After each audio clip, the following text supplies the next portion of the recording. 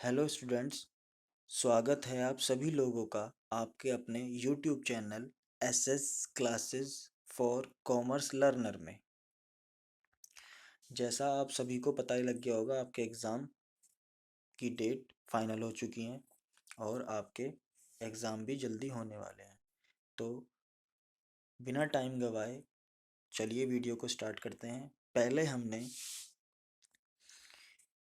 प्रबंध के अर्थ और प्रकृति को जाना था और हमने समझा था, ठीक।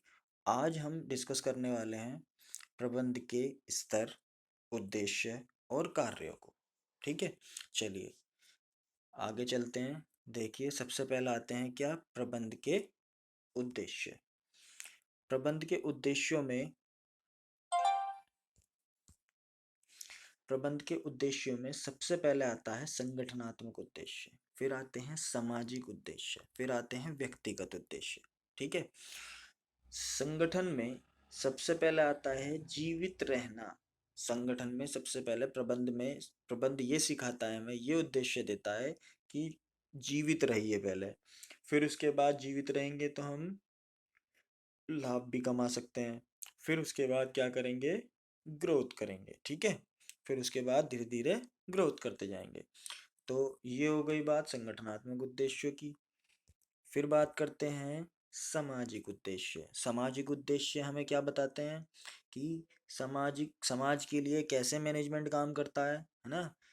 कैसे, रोजगार उपलब्ध कराकर, रोजगार के अवसर उपलब्ध कराकर, वातावरण को दूषित होने से रोकने में सहायता करता है और क्या करता है, जीवन स्तर के सुधार में योगदान करता है। ठीक है,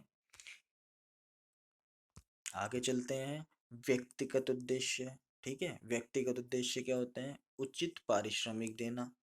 क्या देना, उचित पारिश्रमिक देना, स्वच्छ वातावरण उपलब्ध कराना। ठीक है, और लाभ में हिस्सा देना इत्यादि।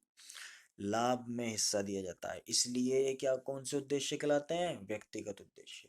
ठीक है, चलो आगे चलते हैं।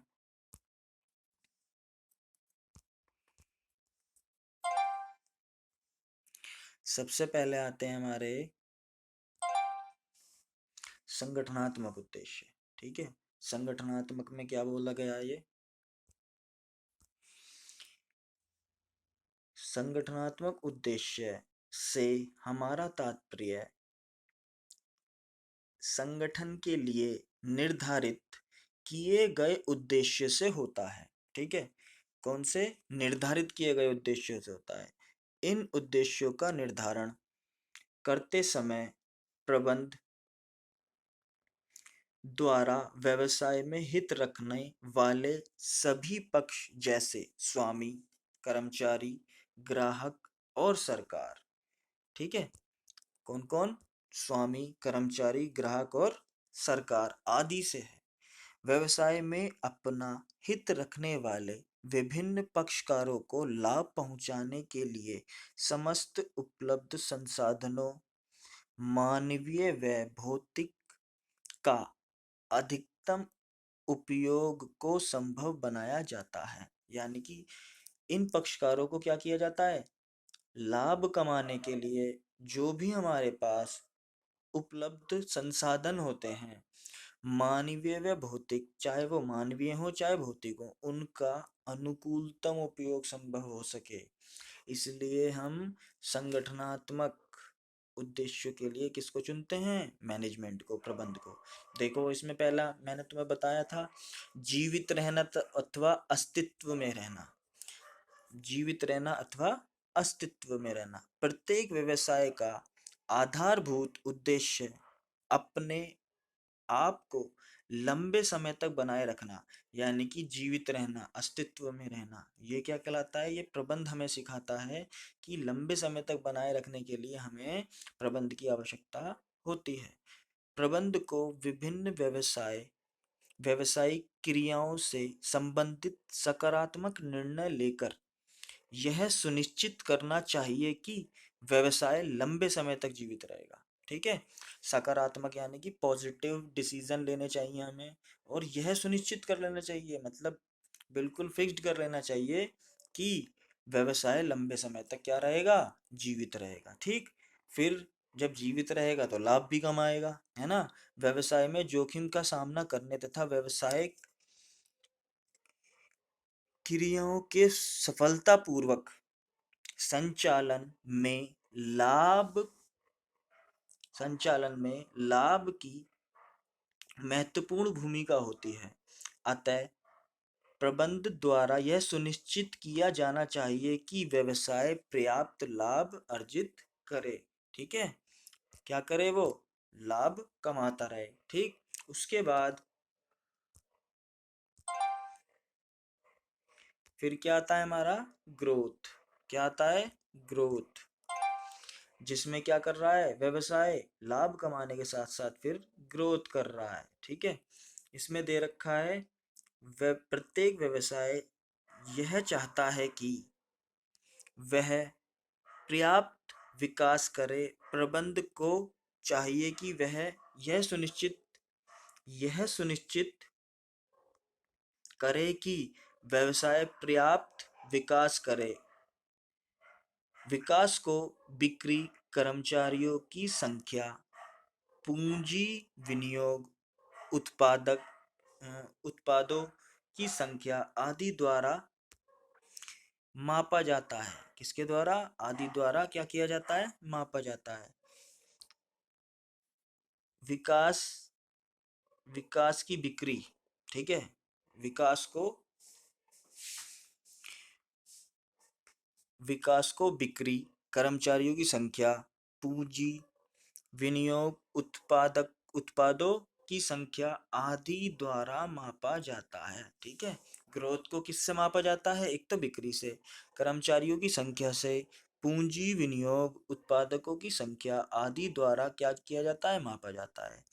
यदि इन सब में वृद्धि हो रही है तो यह माना जाएगा कि व्यवसाय विकास के पथ पर अग्रसर है, मतलब विकास की ओर हमारा बिजनेस बढ़ता जा रहा है। ठीक है, आई होप आपको समझ में आ गया होगा। चलो आगे चलते हैं। फिर आता है हमारा कौन सा, सामाजिक उद्देश्य। सामाजिक उद्देश्य में क्या होता है, देखो, प्रबंध के सामाजिक उद्देश्य से हमारा अभिप्राय प्रबंधकीय क्रियाओं से प्रबंधकीय क्रियाओं के दौरान सामाजिक हितों का ध्यान रखने से है। क्या है, सामाजिक हितों का ध्यान रखने से होता है। चाहे संगठन चाहे व्यवसायिक है अथवा गैर व्यवसायिक है, समाज के अंग होने के कारण उसे कुछ सामाजिक दायित्वों को पूरा करना होता है। ठीक है, सामाजिक दायित्वों को क्या करना पड़ता है, पूरा करना होता है। इसका अर्थ है समाज के विभिन्न अंगों के लिए आर्थिक मूल्यों की रचना करना। इस उद्देश्य को पूरा करने के लिए प्रबंध स्वास्थ्य, सुरक्षा, पर्यावरण, रोजगार के अवसरों की उपलब्ध एवं मूल्य निर्धारण इत्यादि को सुनिश्चित करने का वादा करते हैं। ठीक है, तो ये कौन है, सामाजिक उद्देश्य। ठीक, इसमें प्रमुख क्या क्या है, इसका प्रबंध के प्रमुख सामाजिक उद्देश्य क्या क्या है, पर्यावरण को दूषित को रोकना, है ना, पर्यावरण को प्रदूषित होने से रोकना, रोजगार के पर्याप्त अवसर उपलब्ध कराना, ठीक, जीवन स्तर के सुधार में योगदान देना और शिक्षा एवं स्वास्थ्य सुविधाओं में अपना योगदान देना। ठीक, फिर उसके बाद गुणवत्ता को बनाए रखना, मिलावट को रोकना, अभ्यास विज्ञापनों का सहारा लेना, असभ्य विज्ञापनों का क्या लेना, असभ्य विज्ञापनों का सहारा ना लेना। ठीक है, असभ्य जो गलत होते हैं विज्ञापन, उनका सहारा ना लेना। ठीक, तो ये हो गए हमारे कौन से उद्देश्य, सामाजिक उद्देश्य। चलिए आगे चलते हैं, फिर बात करते हैं किसकी, व्यक्तिगत उद्देश्यों की। व्यक्तिगत उद्देश्यों में मैंने तुम्हें बताया था प्रबंध के व्यक्तिगत उद्देश्य से हमारा अभिप्राय कर्मचारी के कर्मचारी के संबंध में है। कर्मचारी के संदर्भ में निश्चित किए जाने वाले उद्देश्यों से है। ठीक है, कर्मचारी के संबंध में निश्चित किए जाने वाले उद्देश्य थे, जो कर्मचारी को हम फैसिलिटीज उपलब्ध कराते हैं। ठीक है, देखो क्या क्या है उनमें। कर्मचारी कंपनी के विवेकशील एवं संवेदनशील संसाधन होते हैं ना। वो दिन भर काम करते रहते हैं, किसके लिए? कंपनी के लिए। अतः इनकी भावनाओं की ओर विशेष ध्यान दिया जाना चाहिए। ठीक, विशेष ध्यान देना चाहिए, ध्यान जो है दिया जाना चाहिए। इनकी भावनाओं को पूरा देखना चाहिए, क्योंकि अगर ऐसा नहीं हुआ तो क्या होगा? कर्मचारी या तो काम बिगाड़ देगा या किसी और कंपनी में चला जाएगा। जो अच्छे कर्मचारी हैं, मैं उनकी भावनाओं के बारे में बात कर रहा हूँ। जो ठीक कर्मचारी है उनके पे भी ध्यान देना लेना चाहिए। ठीक है ना। कर्मचारियों का संतुष्ट कर्मचारियों की संतुष्टि होने पर संस्था दिन दुगनी रात चौगुनी उन्नति करने लगती है। अगर ऐसा हुआ तो क्या होता है? कर्मचारियों की संतुष्टि होने लगती है तो संस्था जो है दिन दुगनी रात चौगुनी उन्नति करने लगती है। ठीक है, तो ये इसके उद्देश्य हैं। मैं इसमें ज्यादा कुछ नहीं पढ़ाऊंगा, इतना ही बहुत है इसमें। ठीक है, आगे चलते हैं। कर्मचारियों के प्रति प्रबंध के प्रमुख उद्देश्य निम्न हो सकते हैं, जैसे कि कर्मचारियों को उचित पारिश्रमिक देना। ठीक, स्वच्छ वातावरण उपलब्ध कराना, उनके लिए स्वच्छ वातावरण उपलब्ध कराया जाता है। ठीक है, एटमॉस्फेयर सही करना है उनके लिए। प्रबंध में हिस्सा प्रदान करना। ठीक, लाभ में हिस्सा प्रदान करना। ठीक, नौकरी में सुरक्षा प्रदान करना और पदोन्नति व विकास के अवसर उपलब्ध कराना। तो ये सब हमारे प्रबंध के जो हैं कर्मचारी के प्रति क्या होते हैं? उद्देश्य होते हैं। ठीक, आई होप आपको समझ आ गया होगा। आगे चलते हैं।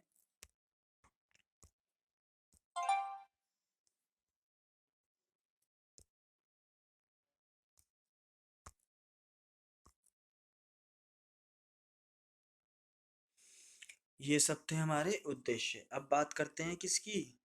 प्रबंध के स्तर की। ठीक है, प्रबंध के 3 स्तर होते हैं, सबको पता है ना? नहीं पता तो आज पढ़ लेना। देखो, प्रबंध के कितने स्तर होते हैं? प्रबंध के स्तर क्या क्या होते हैं? देखो, प्रबंध के स्तर से तात्पर्य किसी व्यवसाय संस्था के प्रबंध। एक मिनट, देखो, प्रबंध के स्तर से तात्पर्य किसी व्यवसायिक संस्था के प्रबंध से संबंधित रखने वाले विभिन्न अधिकारियों के वर्गीकरण से है। यानी कि जो भी प्रबंध में काम कर रहे हैं, उसमें जो अधिकारी काम कर रहे हैं उनका वर्गीकरण किया जाता है। किसमें? प्रबंध में। देखो, इसमें 3 तरीके के प्रबंध होते हैं। सबसे पहले शीर्ष प्रबंध, फिर मध्य प्रबंध, फिर होता है परिवेक्षणीय प्रबंध अथवा निम्न प्रबंध। यानी कि ये निम्न नीचे आता है, बिल्कुल प्रामीण में नीचे आता है। देखो, मैं भी दिखाता हूँ मैं तुमको प्रामीण कैसे बना होता है। देखो, उच्च स्तरीय, मध्य स्तरीय और निम्न स्तरीय। देखो, हमारे पास एक प्रामीण दे रखा है उच्च स्तरीय, जिसमें सबसे पहले क्या आते हैं? हमारे board of director, chief executive officer, chairman, managing director और जनरल मैनेजर। यानी कि संचालक मंडल, मुख्य कार्य मुख्य कार्यकारी अधिकारी, चेयरमैन, प्रबंध प्रबंधक, संचालक और मुख्य प्रबंधक। तो ये सब हमारे किस में आते हैं? उच्च प्रबंध में। ठीक, फिर आते हैं हमारे मध्य प्रबंध में, है ना? मध्य प्रबंध में कौन कौन आते हैं? जो विभाग में डिवाइड हो जाते हैं। किस में हो जाते हैं? जो विभागों में डिवाइड हो जाते हैं, जैसे क्रय विभाग, विक्रय विभाग, है ना, पूछताछ विभाग। ये सब कौन होते हैं? Departmental managers. ठीक, फिर आते हैं हमारे पर्यवेक्षक, यानी कि निम्न स्तरीय, सुपरवाइजर, फोरमैन, परिवेशक, फोरमैन। ये हमारे निम्न स्तरीय होते हैं। ठीक है, तो अब देखो, इसमें मैं एक चीज बताऊंगा। जो ऑर्डर चलेगा, जो अथॉरिटी चलेगी, वो अथॉरिटी क्या होगा हमारी? डाउनवर्ड चलेगी, और जो शिकायतें होती हैं, जो हमारी इंफॉर्मेशन पहुंचाई जाती है, वो अपवर्ड होती है। ठीक है, इसका ये ध्यान रखना, ये एमसीक्यूज में पूछ लेता है। ठीक है, चलिए इसके बाद प्रबंध के स्तर के बाद आता है हमारा क्या, प्रबंध के कार्य। ठीक है,